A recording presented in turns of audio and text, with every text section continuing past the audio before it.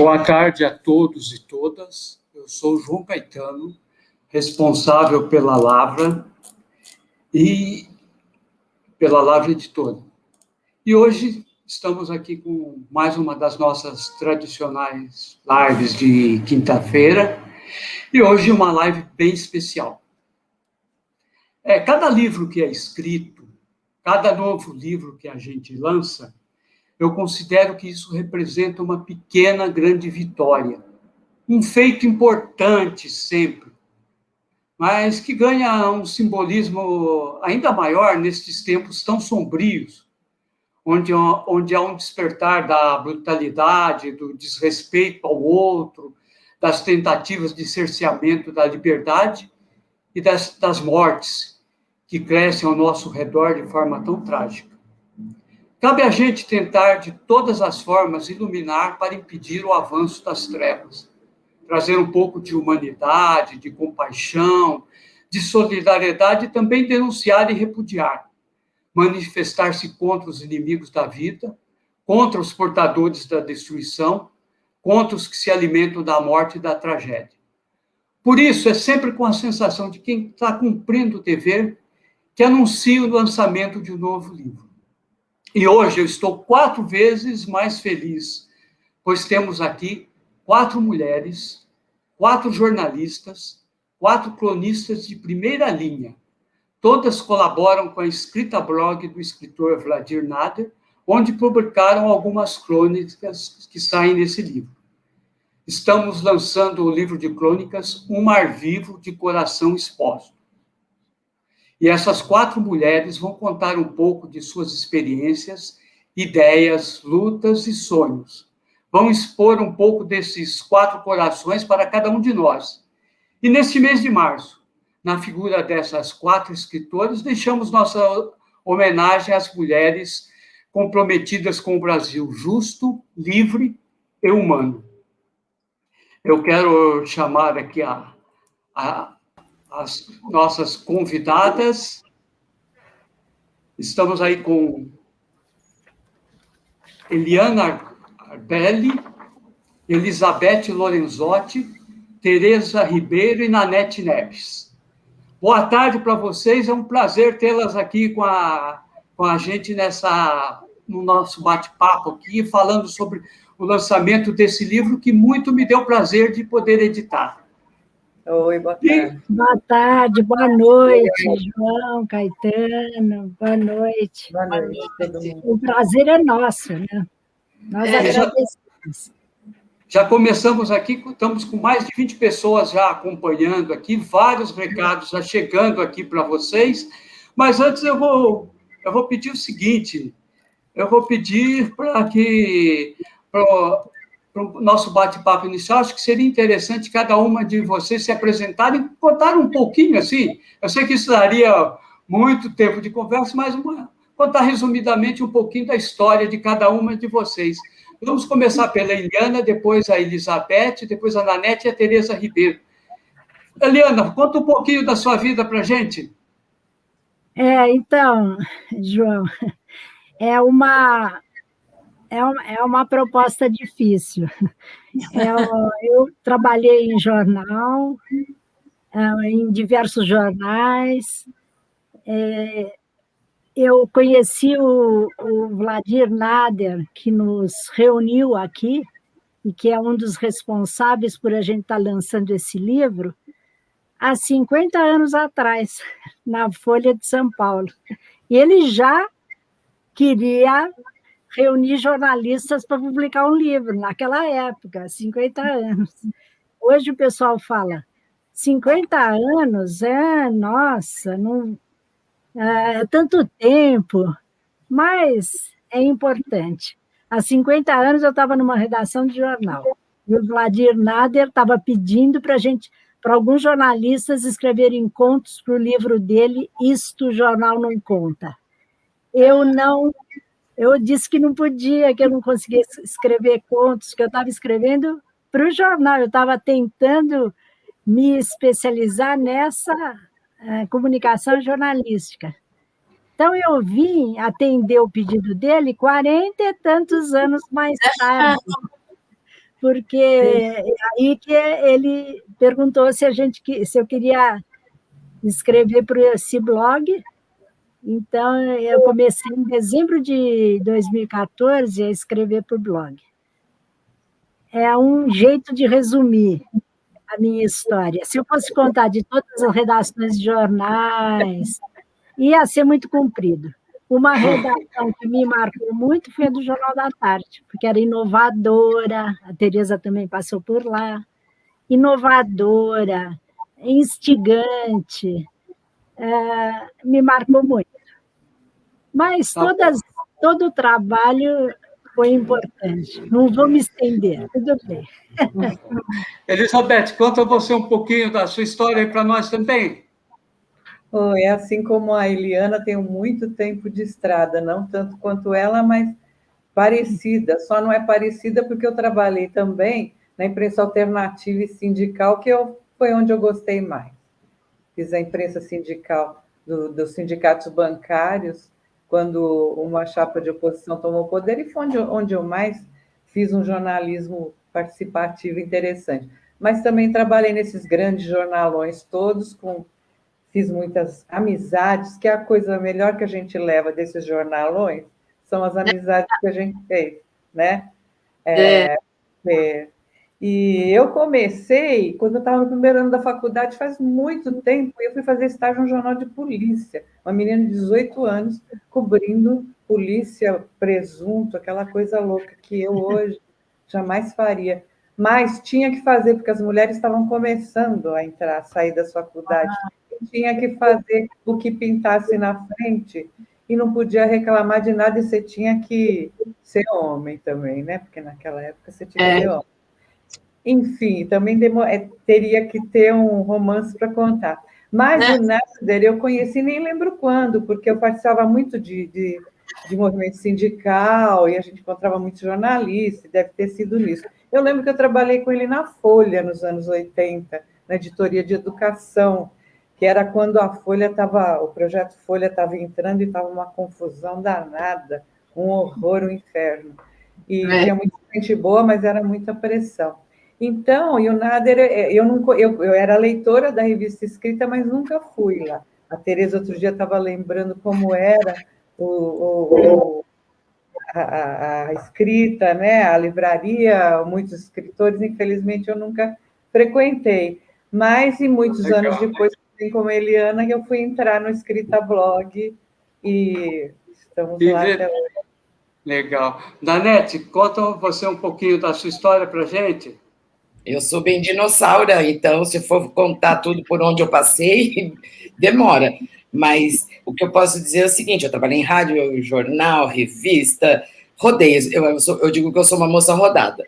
Mas quando foi 86, foi quando eu saí da imprensa, e eu brinco que o Nader foi meu último chefe na imprensa. Isso daí foi ele que me tirou da Veja para eu trabalhar na Folha da Tarde, enfim, foi uma experiência legal com ele, sempre a gente foi amigo, bebemos muito, fomos muito em bar, tomamos muita cerveja, e eu fiquei muito feliz, eu sou a última do time a entrar no time das cronistas, né? E eu entrei só em começo de 2018, que foi um grande desafio para mim, porque antes eu nunca tinha feito crônica, e eu adorei a experiência e tal, e eu fiquei muito feliz esta semana que eu mandei o livro para o Nelson de Oliveira, que é o meu mentor, meu professor, né? Ele é um cara que tem 5 heterônimos, desde Sofia Soft até Luiz Braz, tal, é um gênio. E eu mandei o livro para ele e ele elogiou, mandou parabéns para vocês, gostou, porque crônica é uma coisa difícil de fazer, parece fácil, né? Tem gente que fala, escreve uma crônica, como se fosse qualquer coisa. É verdade. A crônica tem seus segredos e tal.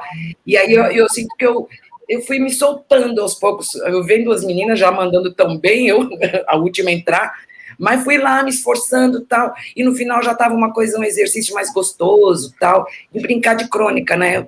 Eu adoro isso. E esse livro veio para coroar, né? Esse trabalho todo que, né, a gente fez por tanto tempo, assim, e uma grande homenagem ao Nader, né, que mora no nosso coração. Tereza. Sem dúvida. Você agora, conta um pouco da sua história para nós. Então, eu também, todas nós trabalhamos muito em jornal, né? Eu também trabalhei em rádio, foi quando eu conheci a Nanete, e depois eu trabalhei na escrita com o Vladir Nader, e depois fui para a grande imprensa, trabalhei no Jornal da Tarde, na Folha, no portal do Estadão, no Estadão, e pronto. Mas o Vladir foi a consolidação da minha paixão pela literatura e pelo jornalismo. Eu procurei sempre, ou por acaso também, sempre trabalhei muito nessa área, né? Tanto na Folha como no Jornal da Tarde. No Jornal da Tarde, especialmente, eu fui repórter de livros. Aí, mais tarde, eu cheguei a fazer um projeto bacana que o Vladir adora, que chamava O Romance de um Dia, quando os jornalistas fizeram uma edição especial do Jornal da Tarde. Aliás, os escritores. Só escritores fizeram a edição do jornal. Então, foi uma coisa muito tensa, porque encher a redação de escritor e achar que vai dar certo foi muito difícil. Mas, então, eu conheço o Vladir há muitos anos, desde o começo, trabalhei com ele. Legal. E escrevi um livro também, vários temos livros, né? Escrevi biografias, estudei as biografias do Fernando Moraes, fiz doutorado. Eu fui sempre nessa linha da literatura. E, ultimamente, eu tenho tentado fazer um mix entre jornalismo e literatura, que é a crônica, contos e por aí vai. Legal. Obrigado. E já que vocês falaram aí da revista escrita, a revista escrita, acho que para os mais novos não sabem, foi uma publicação muito importante, né, que foi criada no final da década de 1970 do século passado.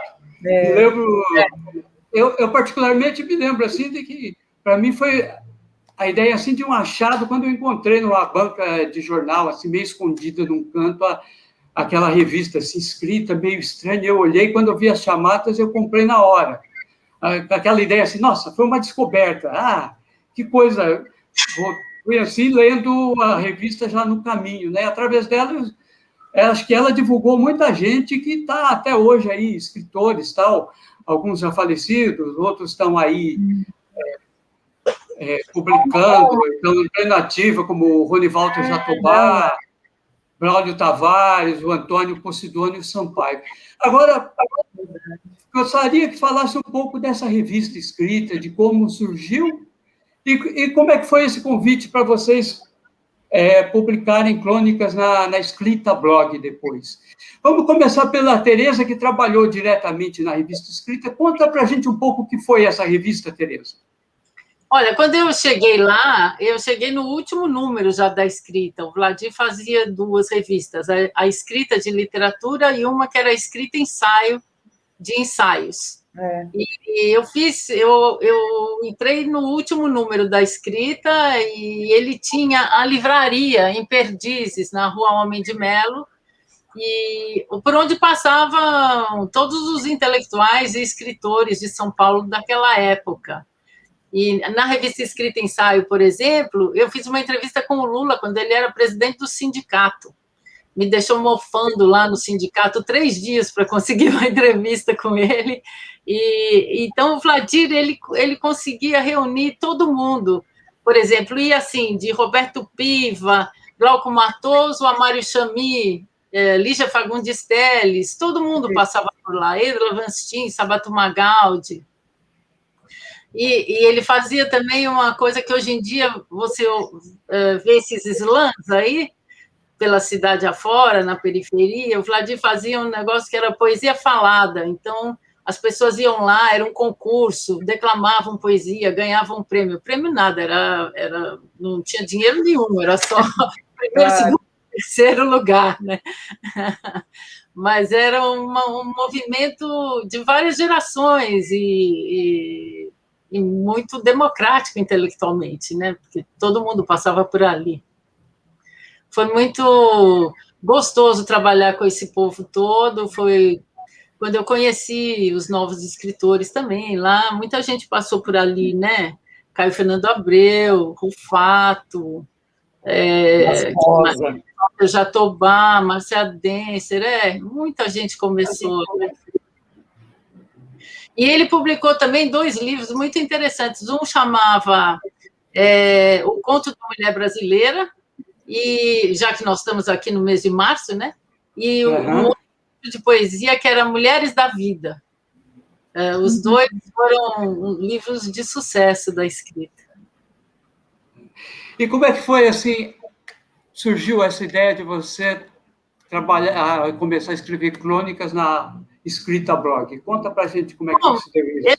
A minha amizade com o Vladir vem de longa data, né? A gente sempre foi amigo. Aí a gente se encontrava, porque eu moro em Perdizes, e ele era professor da PUC, almoçávamos juntos muitas vezes, e ele começou a falar comigo sobre essa ideia de fazer a escrita na internet, já que a internet estava em ebulição. Na época eu trabalhava no portal do Estadão ainda, eu acho, e logo depois que eu saí de lá, ele me chamou para escrever. Tem uns 5 anos ou mais que eu escrevo crônicas, né? E resolveu voltar com a escrita e sempre convidando pessoas. Várias pessoas passaram por lá também, escrevendo crônicas ou publicando artigos, textos. Ele continuou esse movimento dele de reunir pessoas. Nós mesmas, nós não nos conhecíamos muito, né? E agora esse livro veio nos aproximar. E você, Nanete, ele nunca disse por que ele queria só cronistas mulheres nessa sessão das crônicas. Ele não explicava. Ele ia convidando as mulheres, que ele já tinha um cronista importante, o Ricardo Ramos Filho, que prefaciou o livro, né? Isso. E aí, do outro lado, ele queria as mulheres. Né? Ele só deixou entrar. O Nader, como é que foi a sua... Eu conto, O Nader sempre gostou de estar cercado por mulheres, né? Se ele tinha amigas que poderiam fazer crônicas, por que ele não ia convidar? Acho que a ideia é por aí, né? E, para mim, quando veio o convite, foi uma surpresa. Quando ele convidou, eu, na hora, travei, que eu falei, caramba, crônica, tal, mas aí eu sou aquela que eu gosto de enfrentar desafios, assim, eu falei, não, eu vou aceitar e vou ter que fazer e tal. E aí foi uma experiência muito legal, assim. O Nader, ele convida a gente, assim, né? O convite dele, assim, ele me pegou assim de surpresa, estava começando o ano, ele me convidou, eu falei, quer saber? Vou inaugurar uma fase nova na minha vida de cronista. E deu certo, está sendo gostoso, enfim. Nanete, eu me encontrei com ele no lançamento do seu livro sobre o Carlos Drummond de Andrade. O Poeta e a Foca, né? É verdade. O Nader estava lá, todos os meus lançamentos ele foi. Ele é um querido, assim, um querido. E eu também fui todos os lançamentos dos livros dele, né? Ele já lançou muito, todos depois que eu conheci, né? Eu conheci o Nader em 85. A partir daí, todos os livros dele eu fui nos lançamentos, assim, também. É coisa entre escritores, né? Esse carinho, um apoia o outro. Uma pena, né? Esse nosso lançamento agora, nessa época, não poder estar sendo feito pessoalmente, né? Porque, nossa, quanta gente vem entrando, mandando recado e tal, queria poder abraçar esse povo todo, assim, né? Mas, paciência. Não dá. E você, Elizabeth, como é que foi a sua ida para a escrita blog? Conta aí. Então, eu, como elas, era muito amiga do Nader, vira e mexe, a gente almoçava, ia tomar um café e tal, e acho que foi numa dessas que ele falou, e eu, como sempre escrevo, desde criança, eu escrevi poesia, de tudo, depois de ser jornalista e você é pautada com tudo quanto é forma de escrever, e eu acho que eu já estava, e como sou uma leitora de crônica, que eu adoro, eu acho que já era uma coisa que, para mim, é muito ligada ao jornalismo, porque a crônica no Brasil, ela é fruto do jornal, né? O Machado de Assis tem volumes da antologia dele que são de crônicas, o Drummond, o Vinícius de Moraes, todos, grandes, Paulo Mendes Campos, enfim. Então, eu acho que está muito ligado ao jornal. E no jornal, todos os jornais que eu trabalhei, tinha sempre uma crônica, né? Que é uma pena que acho que praticamente grandes cronistas não tem mais. Mas isso uma discussão sobre o jornalismo hoje também, né? Depois a gente pode entrar nesse tema. Eliana, e você? Conta aí um pouquinho para a gente como é que foi como é que você se tornou cronista? Pois é, foi meio por acaso também. Eu tinha uma história longa de redação de jornal, comecei a trabalhar nas editorias de cidades, na Folha, no Jornal da Tarde, eu trabalhei em editorias de cidades. E tinha vontade de, olhando aquele desenvolvimento urbano, aquela mancha urbana crescendo tão desordenada, eu tinha vontade de escrever um pouco mais sobre esse tema. Mas teve uma guinada na minha vida, no Jornal da Tarde, quando criaram a editoria de economia, e eu fui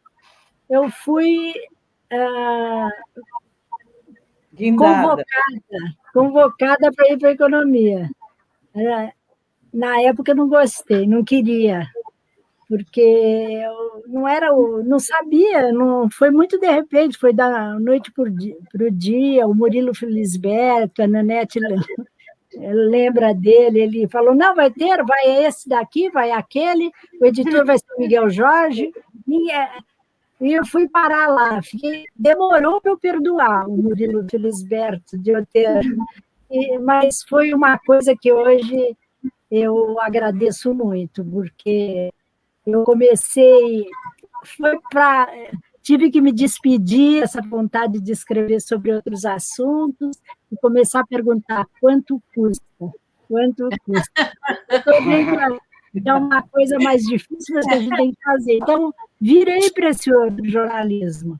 Aí, as crônicas ficaram longe, nem pensava. E eu voltei, quer dizer, eu tive a oportunidade de escrever quando eu encontrei com o Vladinad, por acaso, no shopping. E ele nem se aproximou muito. Depois ele fez assim de longe e escreveu para mim, eu vi você no shopping, o que você está fazendo? Você não quer escrever? Então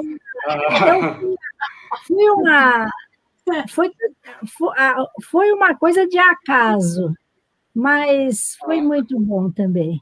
Do mesmo jeito que a economia, as editorias de economia, as reportagens de negócios, de acompanhamento, tendo aí uma colega que uma brilhante colega que foi do Diário do Comércio, a última redação que eu trabalhei era na economia, né?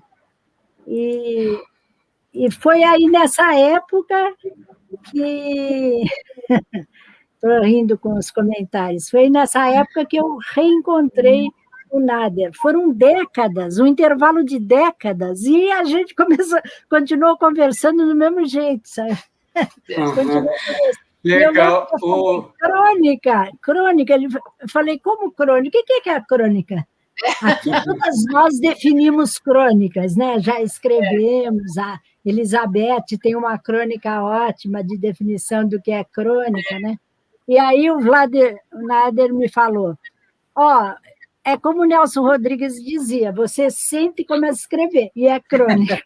Já que você falou do que é crônica e toda a sua experiência de jornalismo e tal, eu queria fazer uma pergunta para vocês, o seguinte, vocês todas vieram da imprensa, até que ponto o trabalho em jornal, essa longa vivência no jornalismo ajuda a escrever crônicas e até que ponto essas regras fixas de redação de um jornal atrapalham?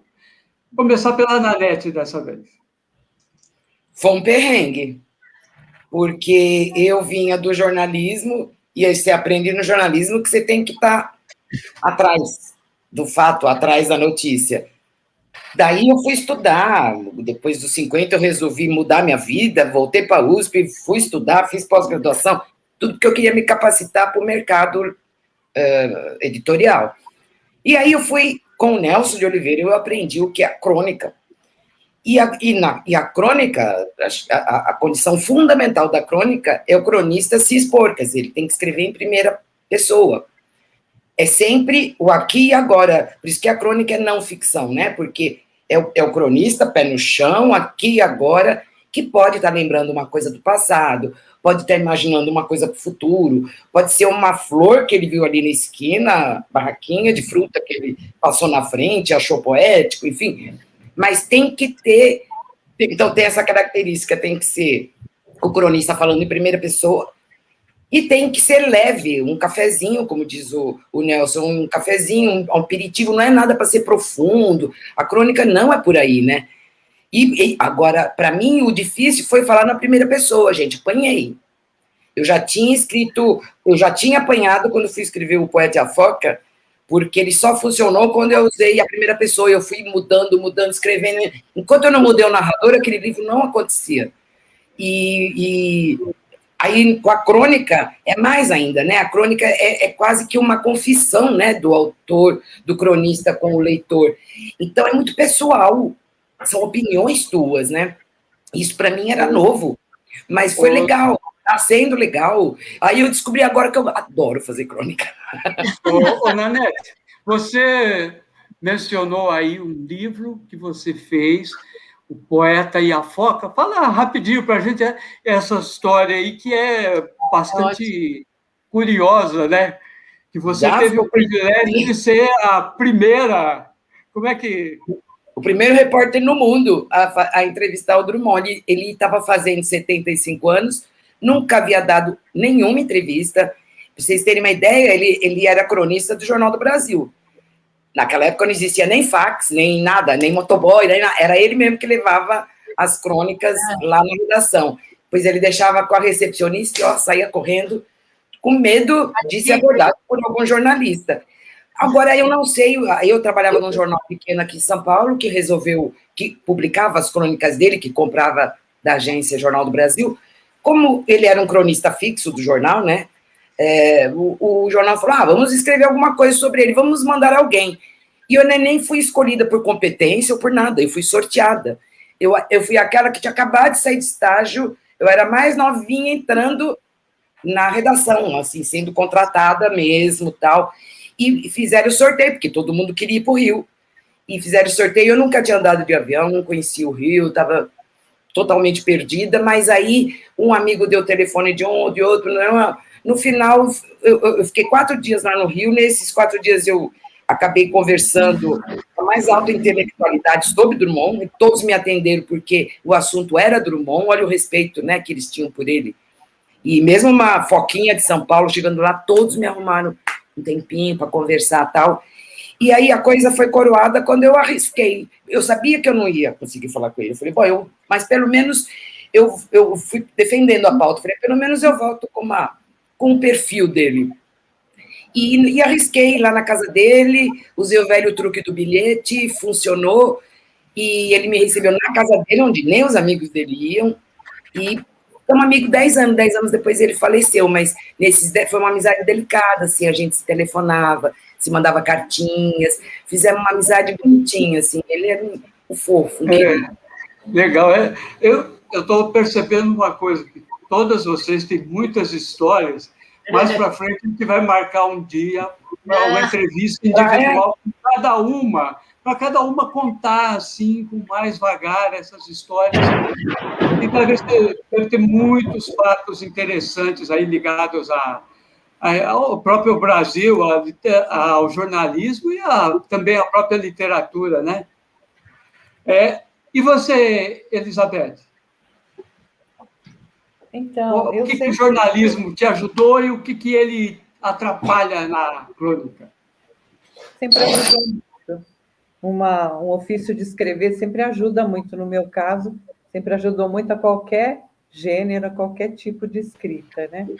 E talvez porque eu sempre tenha sido uma leitora desde criança também, e não é à toa que a minha dissertação de mestrado na USP foi sobre o suplemento literário do Estadão, que eu sempre fui apaixonada, e o meu companheiro de lutas e de trabalho e professor Jair Borim sugeriu para eu fazer uma dissertação, e ficou um livro belíssimo, que só me dá alegria.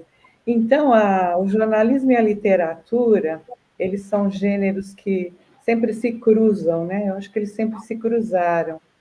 E, como eu estava dizendo, principalmente a crônica no Brasil, ela sempre foi um ingrediente do jornalismo. Aliás, nos jornais, os grandes escritores publicavam seus livros em capítulos também, né? Então, tem essa grande intersecção do jornalismo. E eu tenho uma crônica que se chama Se Não É Aguda, porque o Rubem Braga uma vez respondeu, quando perguntaram o que é crônica, ele falou, se não é aguda, é crônica, né? E aí a crônica vem de Cronos, né? Do nosso deus do tempo, né? Da mitologia. E eu comecei a crônica a partir de uma outra que eu li há milênios, do Paulo Mendes Campos, falando, meu Deus, eu tenho que escrever e entregar isso daqui a alguma... Não é amanhã, é daqui a algum pouco, algumas horas eu tenho que entregar. E eu também, eu sempre deixei para a última hora escrever as crônicas e mandar para o Escrita Blog. Aí eu falei, meu Deus, eu tenho que escrever isso, eu tenho que mandar. Prazo de fechamento é prazo de fechamento. E me inspirei no Paulo Mendes Campos. E aí também, como a Nanete falou, que a gente fala na primeira pessoa, é uma coisa mais íntima, é uma coisa, eu acho que a crônica tem muito a ver com o perfil do Brasil que já foi, do brasileiro que já foi, que infelizmente não é mais. Mas é assim, né? Nostalgias à parte. Legal. E você, Eliana? Então, eu estou ouvindo as minhas colegas, né? E eu acho que eu passei uma parte grande da minha vida entrevistando empresários. Não era o Drummond de Andrade, não era um empresário. Teve uma época que eu tinha que ir para a Fiesp, era uma retomada da Fiesp, eu tinha que ouvir os empresários. E aconteceu uma coisa que eu tive que desenvolver, meio sem nenhuma, não tinha outro jeito, de chegar e começar a conversar sobre a vida da pessoa, não sei o quê. E afinal, eu consegui entrevistas com empresários falando coisas, às vezes até criticando o governo, e criticando as leis, e criticando um monte de coisas que normalmente eles não falariam, porque eu te falei, eu tenho que chegar aqui com paciência e ver o que eles falam, né? E mesmo na Fiesp, gente, eu sei que vocês vão se horrorizar, mas mesmo na Fiesp... Não, eu tô brincando coisas...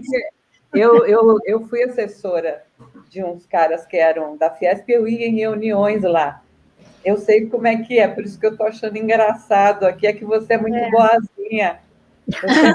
Não, é porque as coisas pioram. Eu não sou. As coisas pioram. Teve um tempo que era melhor. Eu lembro que tinha, acho que o Luiz Eulálio, não sei, era um empresário importante. Primeiro me diga, Deus. Tem que ouvir o homem.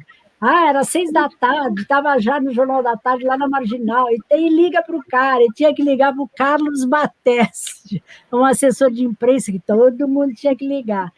E ele não queria botar o empresário, o presidente da Fiesp no ar, às vezes não queria, e eu insistindo no telefone, e aí atende o Luiz Eulário, ele falou assim, com quem você quer falar? E eu não sabia, né? Eu falei, eu quero falar com o Carlos Bateste. Ele falou assim, ele está muito ocupado, não serve eu, que sou o presidente. É muito engraçado, gente, coisas muito engraçadas. E eu fui parar na Fiesp, por quê? Porque no tempo que o sindicalismo no ABC surgiu e virou uma notícia importantíssima para os jornais, eu sou da geração que deu visibilidade para esse sindicalismo. Eu achava muito longe, eles fizeram uma sucursal lá no ABC, mas eu achava muito longe. Eu cheguei a entrevistar também o Lula, os outros sindicalistas, mas para mim era muito longe. Eu tinha filho, tinha que voltar, então eles falaram, você não quer ir lá? Então você vai na Fiesp, que é na Avenida Paulista.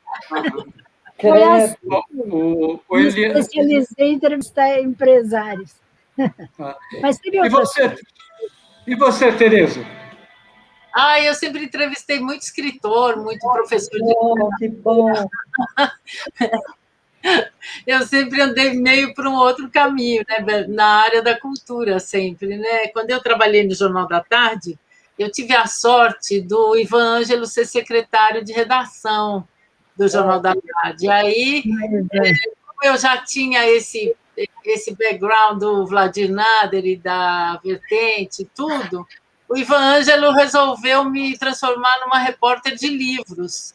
E eu fiquei repórter de livros, depois fiquei editando resenhas no Caderno de Sábado, e por aí foi. Aí fui ser editora assistente na Folha, e sempre trabalhei nessa área, sempre envolvida com essas pessoas da área da cultura em geral, cinema, artes plásticas, literatura.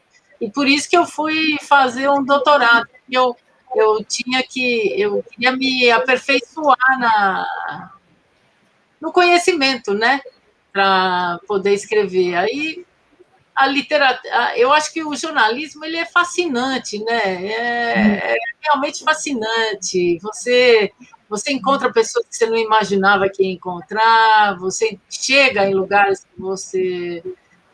que poucas pessoas chegam, na verdade, né? Não é todo mundo que chega.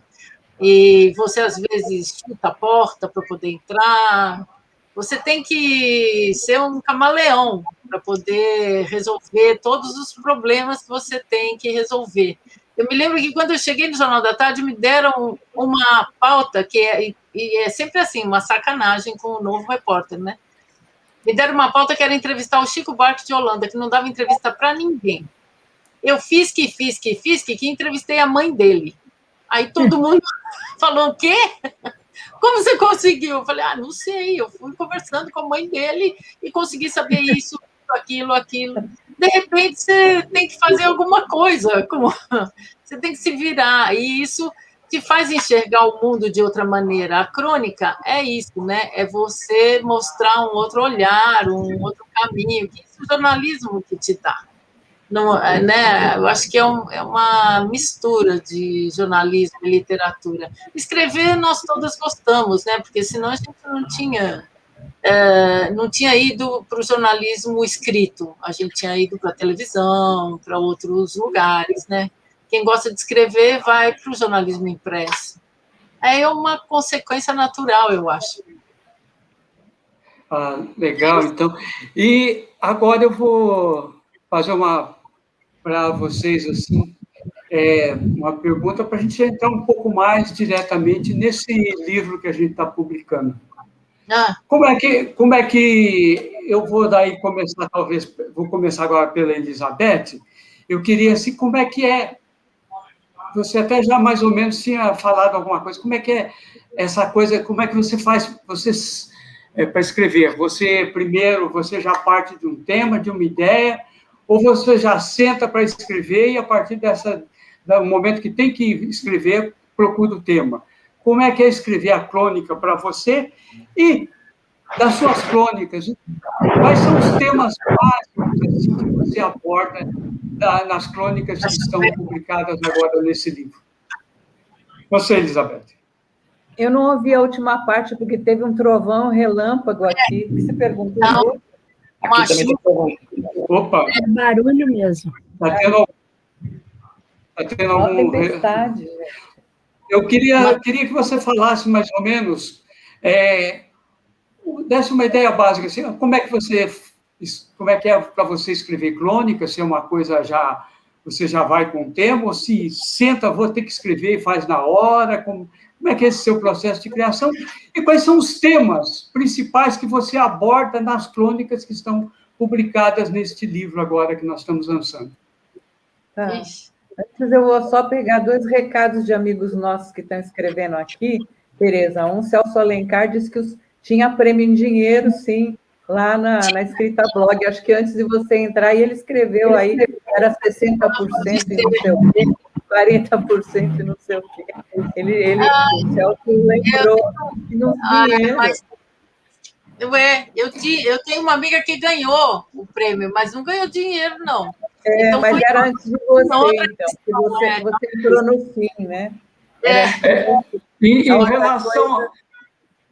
Deixa eu até falar que tem várias... Nós estamos com 45 pessoas acompanhando aqui, né? Neste momento, então, estão tendo vários recados.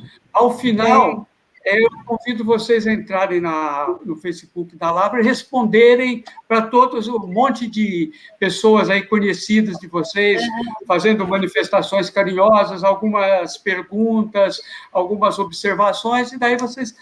Seria interessante responderem para essas pessoas, porque estou vendo, assim, pela dinâmica, vai ser meio difícil a gente estar passando todas essas perguntas para vocês, tá? Vai lá, Elizabeth, com você agora.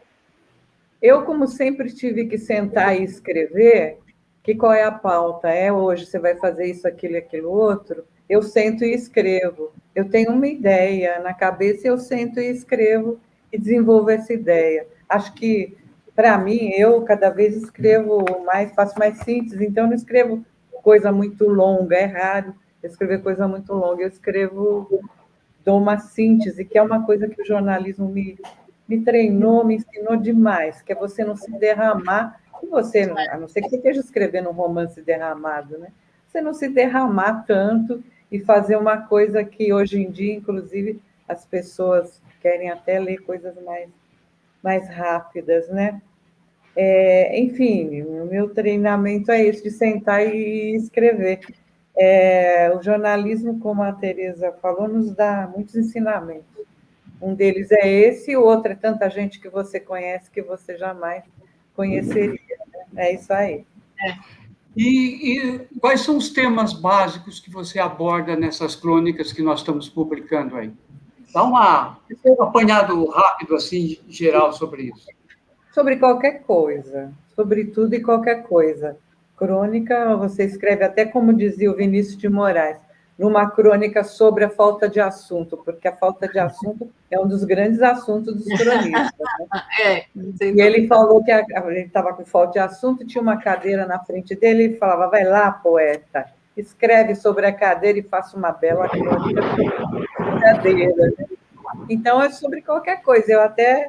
Nesses tempos trevosos que a gente vive, eu escrevi algumas vezes sobre, desculpe, eu não posso falar de flores, porque crônica não é só flor, não é só coisa leve, né? É a vida. Então, a vida é composta de coisas de vários pesos, né? Então, qualquer coisa, tudo. E você, Eliana, como é que é o seu processo de escrever uma crônica? E quais são os temas assim básicos que você aborda nessas crônicas que nós estamos publicando aí? Eu falei sobre cidades, eu gosto muito de observar as cidades.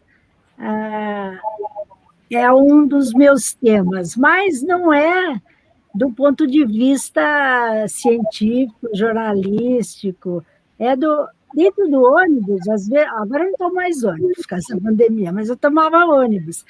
Apareceram muitos assuntos de crônica, era muito interessante. Eu lembro que uma vez tinha uns estudantes que entraram, um monte de gente entrou no ônibus e começaram a falar alto, e uma falou assim, até que eu gosto da aula de literatura, desde que não precise ler. Eu achei incrível. E as outras, eu escrevi uma crônica que está nesse livro aí sobre conversas compridas. Não, eu não sei se está, talvez eu não tenha posto, mas o ônibus descendo vagarosamente a Rebouças e as pessoas no celular. E fala, não acaba. Não acaba. E fala assim, aí eu falei isso para ele, eu falei bem assim. E daí eu respondi bem assim. Daí... Você ficar sabendo a história, e isso me deu vontade de escrever uma crônica sobre os lacônicos da Grécia, que falavam só sílabas e uma palavra única. Chegou lá o invasor chegou na porta da Lacônia, falou, vou matar todo mundo se vocês não se renderem, se vocês não fizerem isso, eu vou destruir a cidade, vou destruir as suas famílias, e se você... Aí o lacônico respondeu, sim. Sim. Duas letras. Sim. Legal. E você, Tereza, como é que é para você escrever crônicas? E quais são os temas assim para o pessoal ficar curioso e realmente ler o livro de crônicas? Quais são os temas básicos que você está abordando? Eu também abordei vários, né? Não sei direito. A crônica é assim, ela não é alguma coisa que te move em algum momento, né? As minhas mais recentes foram sobre a pandemia. Escrevi um pouco sobre o drama em Wuhan, quando tudo começou, porque eu tinha assistido 10 anos atrás um filme que fala sobre isso, que todo mundo passou a assistir também, e que retrata o que a gente está vivendo agora, né? Essa tragédia colossal e mundial, né? E também escrevi sobre as mulheres na pandemia, as mulheres líderes, né? As mulheres que presidem países bem distantes de nós, né? Sabe Deus quando chegaremos a esse momento em que as mulheres vão chegar ao poder aqui. E como a presidenta da Nova Zelândia, Jacinda, que é um dos países mais bem-sucedidos no controle da pandemia. O país é pequeno, mas a ação dela é exemplar para todo mundo. Então, esse é um dos assuntos e vários outros. Eu falo sobre... como diz a Elizabeth, é o que te toca no momento. Legal, então. E você, Nanete? Conta para a gente aí um pouco como é que é seu processo de fazer crônicas e quais são os temas assim que você está abordando nesse livro. Inclusive, falar como é que surgiu, foi em cima de uma crônica que você fez, que quando eu estava lendo, eu falei, olha, esse seria o título ideal para um livro e tal, a gente até conversou, né? Conta também um pouco sobre isso, por favor. O título tem sido muito elogiado, por sinal. Né? E não é meu, né? Eu dei esse título para uma crônica minha, que eu contava da participação da Lígia Fagundes Telles numa balada literária de 2009, que ela estava sendo homenageada numa mesa de bate-papo, era ela, Mário Prata, e o Benjamin Moser. Foi uma mesa maravilhosa. E ela que saiu com essa frase de um jeito poético, na crônica, eu conto direitinho. Então, agora, lembrando do que a Elizabeth falou, e a Eliana também, eu vou lembrar do Mário Prata agora. Ele diz assim que, para jornalista, inspiração é prazo. É prazo, também acho. Eu acho ótimo, né? Porque você tem um dia para mandar, você tem que respeitar aquilo, né? Então, e aí o que acaba sendo de inspiração para mim são as coisas que eu vou vendo, que me impactam, que eu tenho alguma epifania. Eu já escrevi sobre quando eu comprei um robozinho aspirador, e aí eu fiz todo um climão, dizendo que eu tinha contratado alguém, chamar meu novo amor jeitosinho e tal. Mas, na verdade, eu estava falando de pandemia, né? Que a gente não tinha mais coragem de contratar faxineira. Então, eu precisava de ajuda, porque eu trabalho em casa o tempo inteiro, né? Precisa manter um pouco mais limpo e tal. E aí, sei lá, às vezes é uma notícia de jornal, às vezes uma coisa que você vê na rua, e acho que, antes de mais nada, como disse a Eliana, todo jornalista, todo cronista tem que ser bom ouvinte. Você ouvindo os outros, você tem grandes ideias para a crônica. Eu tenho aqui um caderninho, eu adoro papelaria. Eu fui criada numa papelaria, então eu adoro caderninhos. Eu tenho meu caderninho das ideias. Então, eu estou lendo alguma coisa, estou lendo um livro, eu anoto aquela ideia, assim, só uma palavra, duas, sei lá, ideia. E aí, na hora de fazer a crônica, eu olho naquele banco de ideias, falo, vou escrever sobre isso. E aí, sente e sai. Acho que é meio por aí.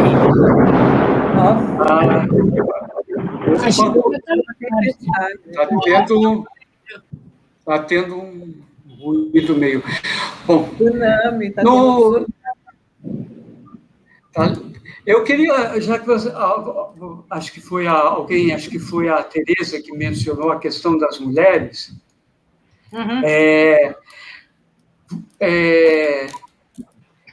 vocês, assim, como é que vocês enxergam a situação hoje da mulher no Brasil e o que mudou desde quando vocês começaram o trabalho da imprensa e tal? Como é que vocês estão vendo hoje a questão da mulher no país? Podemos começar, talvez, pela Eliana. Sim. Então, eu quis, quando eu entrei em redação de jornal, começar por um detalhe. As mulheres estavam começando, elas ainda não tinham começado, as redações ainda eram masculinas, muito masculinas. E foi uma invasão, até tem uma leitora aí que escreveu, a Regina Helena Paiva Ramos, que está aí entre os ouvintes, ela escreveu um livro chamado A Grande Invasão, se referindo à invasão no jornalismo. As mulheres entraram com força no jornalismo, na reportagem, e não chegavam tanto na edição, na diretoria de redação, isso na aí. secretaria, mas foram forçando. No jornalismo econômico que eu mencionei, foi incrível a ascensão das mulheres. Eu trabalhei na Gazeta Mercantil, aquele jornal que ficava todo mundo meio louco, teve gente até que se suicidou quando eu trabalhei lá, e era... As mulheres, a capacidade das mulheres de traduzir a realidade econômica do Brasil era uma coisa incrível, né? Então, foi um esforço muito grande, um empenho muito grande, que ainda precisa ser continuado. Mas, digamos, no jornalismo as coisas melhoraram muito. Fora do jornalismo no país, legal. Nós temos essas dificuldades, as mães, as chefes de família que são mães, o feminicídio, parece incrível. Tem coisa que a gente vê que parece incrível que está acontecendo, que no Brasil de 2021 está acontecendo isso, o homem não aceita que a mulher não gosta mais dele. Não, tem mulheres que matam os maridos, mas é um horror ao campo que precisa ser conquistado, preenchido, transformado. E tem muita crônica para escrever sobre isso, sobre o papel das mulheres. E você, Elizabeth, qual é a sua opinião sobre esse tema? Eu costumo dizer que eu já nasci feminista. E foi ser jornalista, que era uma profissão que meu pai abominava, que ele queria que eu fosse secretária. E eu tive que batalhar para entrar nessa bendita profissão. E aí eu só lembrei agora, vendo vocês falarem, de uma cena, porque nos anos 70, eu estava na faculdade, eu fiz um teste no Estadão, passei, era o Quartinho de Moraes, depois virou um grande amigo meu, que era o editor de Cidades, eu acho. Aí o rapaz que era subeditor virou e falou, essa menina leva jeito. Aí ele me ligou e falou, você foi aprovada, mas mulher não entra aqui. Mulher não entra. Era 75 no Estadão. Não acredito. Não tinha uma filha do Mesquita, mulher, a irmã, ou aquela Hilde Weber, que era caricaturista e tal. Aí, 3 meses depois, eu fui para o Globo, porque eu estava nos diários, e adorei a excursão do Globo. Aí o Quartinho me liga e fala, você não quer vir para cá? Agora já pode entrar mulher. Eu falei, não, agora eu não quero ir, porque aqui eu estou gostando muito. Então, gente, no Estadão, em 75, mulher não entrava. Aí eu insisti, depois fui para a Agência Estado, um ano depois, uma coisa assim, e eu me lembro daquele rapaz, Eliana, que cobria meio ambiente no Jornal da Tarde. O Randall Juliano. Que era super figura louca e meu amigo. E eu estava aqui no elevador do Estadão, eu descendo, o elevador cheio de gente, e ele entrando e falando, Elizabeth, minha feminista preferida. Aí ele ficou estático, olhou, eu falei, Randall, isso é pior do que falar minha comunista preferida. Você não fale isso, eu achei que eu ia ser massacrada ali por aqueles seres estáticos. Então, era uma época em que as mulheres estavam saindo das faculdades, entrando no jornalismo. Nos diários associados, os caras me odiavam, porque eu ia com o blusão da ECA, eu chegava da ECA, na hora do almoço saía, ia para lá, e eles me odiavam, porque eu ia com o blusão da ECA, lá era cheio de jornalista ligado à polícia. Era um horror, o ambiente era uma coisa fofa, que nenhuma de vocês pegou. Eu peguei. Então, tem história mesmo. Mas aí o Jornal Movimento, que era muito censurado na época da ditadura e que eu colaborava muito, fez uma vez uma edição especial que eu colaborei bastante sobre mulheres em geral. E eu participei muito com a Adélia Borges de Mulheres no Jornalismo, ela que editava. A edição inteira foi censurada, inteirinha, assim como a edição da Realidade sobre Mulheres também foi censurada. Então, minha gente, não era bolinho. Mas as mulheres batalharam tanto que hoje jamais alguém vai se atrever a censurar, só se atrevem a matá-la, né? Continuam se atrevendo a nos matar. Então, a coisa melhorou, mas nem tanto, viu, João Caetano? Uhum. E você, Nanete? Eu também não tem como não ser feminista, né? Não... E olha, gente, a gente tem muita coisa por que lutar. E olha só, hein? Nós 4 somos brancas. Você imagina as dificuldades que tem as colegas da gente que são de outras etnias, né? Tem a Neuza Pereira aqui. Tem a Neuza Pereira aqui querendo entrar pela Lavra, ela falou também sou brasileira. Ela chama para ela está até aqui assistindo a gente, ela chama para ela essa coisa, que ela é brasileira, sim. Né? Ela pode ser filha de japoneses, descendente de japoneses, mas Então, nós, como mulheres brancas, já tivemos tanta dificuldade, você imagina, nesse mesmo período, essas outras nossas colegas, né? Então, não tem como não ser feminista, né? Não tem como a gente se revoltar contra esse tanto de violência de que a gente é vítima, e só quem tem um filho, uma filha, sabe dizer o medo que tem quando ela se atrasa um pouco, porque ela corre perigo no Uber, no táxi, na rua, na condução, não sei o quê. Então, ainda estamos, assim, muito atrasados nisso, né? Mas, vamos lá, né? Agora tem aquele novo sinal, né? Assim, pedindo socorro, vocês sabem disso?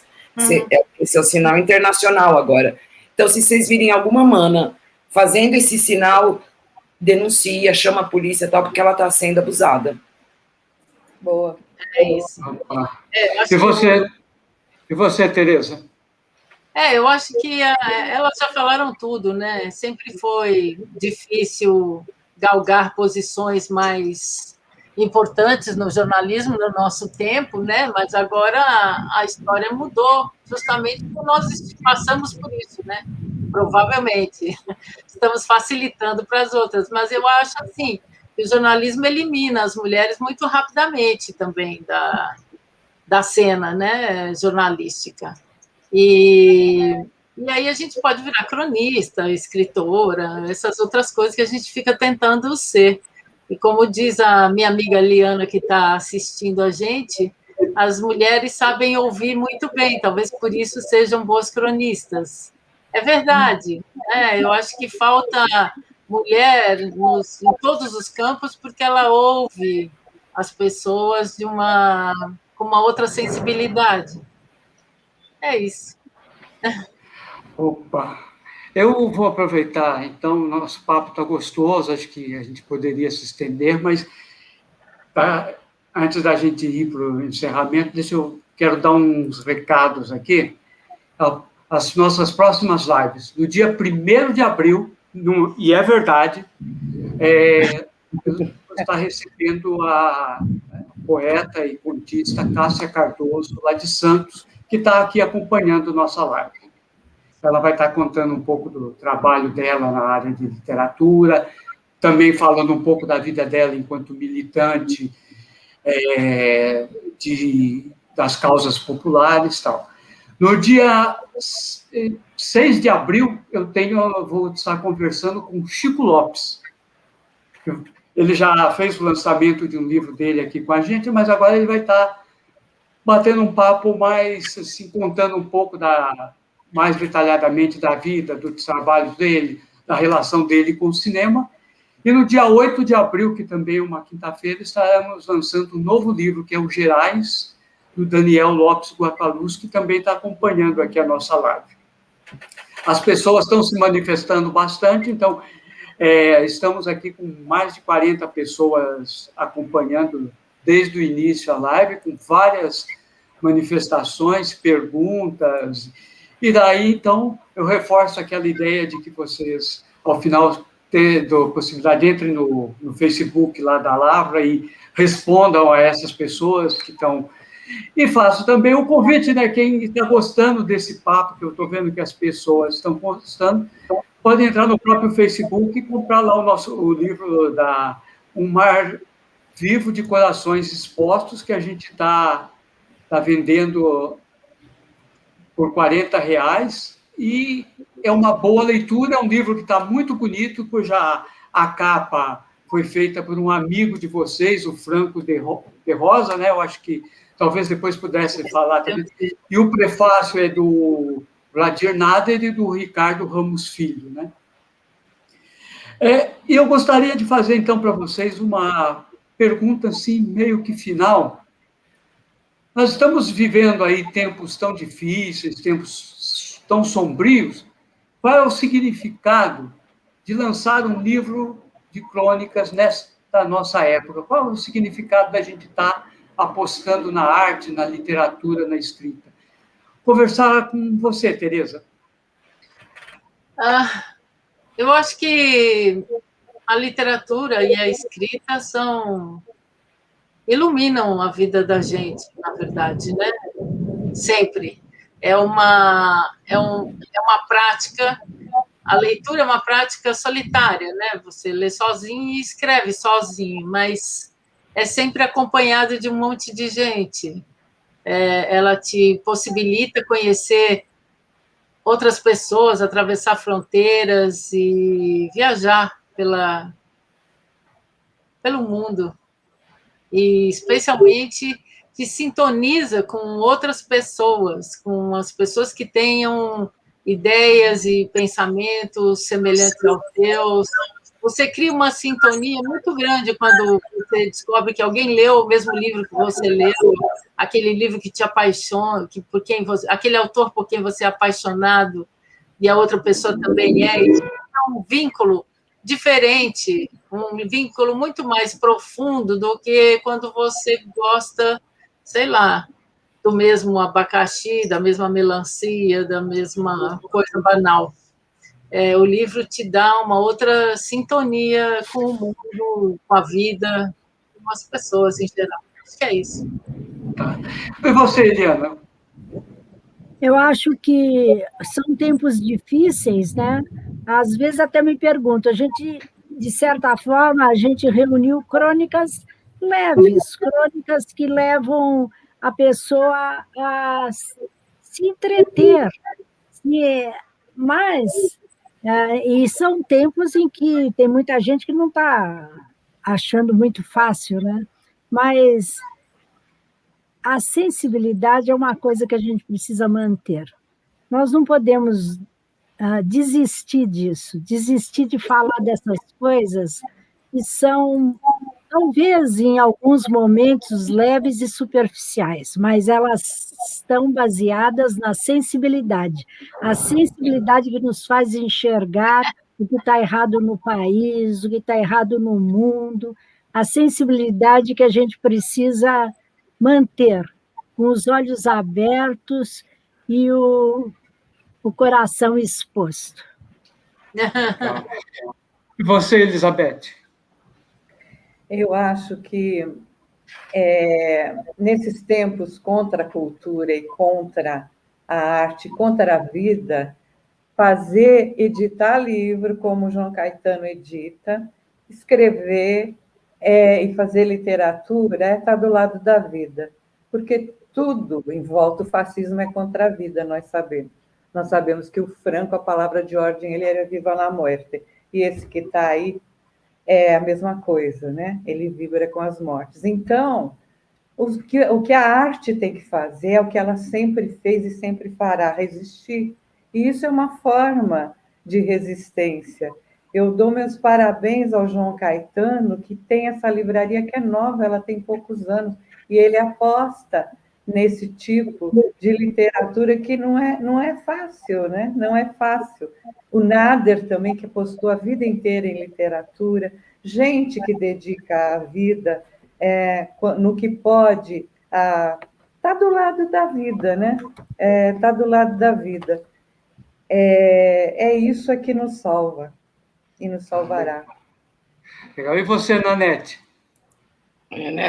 Estava lembrando aqui da frase que é do Fernando Pessoa, e erradamente ela anda sendo atribuída para o Ferreira Goulart. A arte existe porque a vida não basta. Então, escrever é um ato de resistência.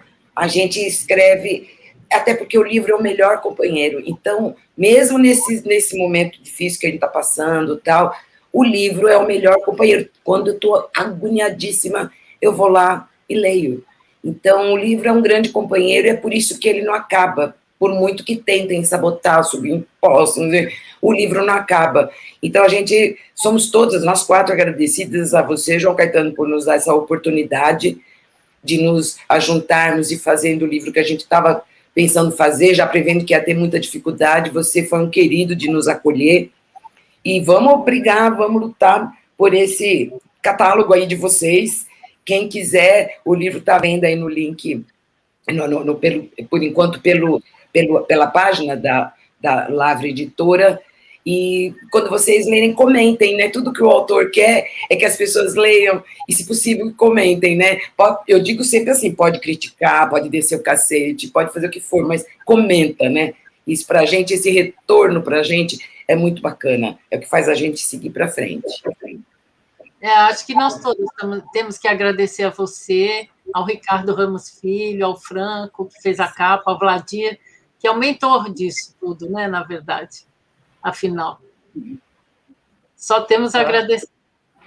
Bom, eu que agradeço a todas vocês, foi um papo muito gostoso, né, e o livro, assim, foi um livro que está muito bonito, as ilustrações da capa foi do Franco de Rosa. Quem colocou, deu uma harmonia nessas ilustrações para ficar tudo conjuminado com a parte interna, tudo foi o Manogon que fez a arte e a diagramação do livro, que fez também um belo trabalho. O Vladir Nader e o Ricardo Ramos Filho, que escreveram o prefácio. E eu tenho que agradecer a vocês pela confiança do trabalho da Lavra. E foi ótimo, assim, a gente estar trabalhando com vocês, e a entrevista aqui, acho que foi, pelas manifestações, foi muito agradável, e acho que já fica aquele convite, né? Depois eu vou convidá-las, cada uma individualmente, para a gente conversar 1 hora com cada uma, para vocês contarem esse mar de histórias aí que cada uma tem aí, de muitos anos de trabalho, de profissão e de luta, tá? Eu agradeço a todo mundo. Obrigada a você. Obrigada, João. Nossa próxima live, então, dia 1º de abril, com a Cássia Cardoso, que está até mandando uma mensagem aí para nós. Tá? Obrigado e até.